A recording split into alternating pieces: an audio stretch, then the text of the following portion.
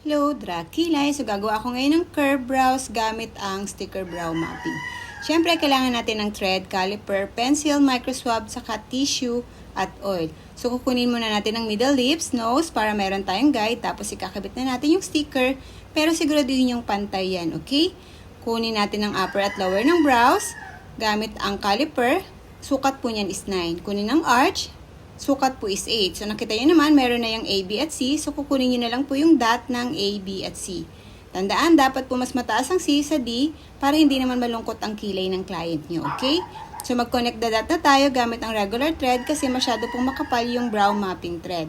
Gamit ang Sharpie pencil, shape na natin ang curve brows, tapos linisin na natin yan ng microswab para mas maganda.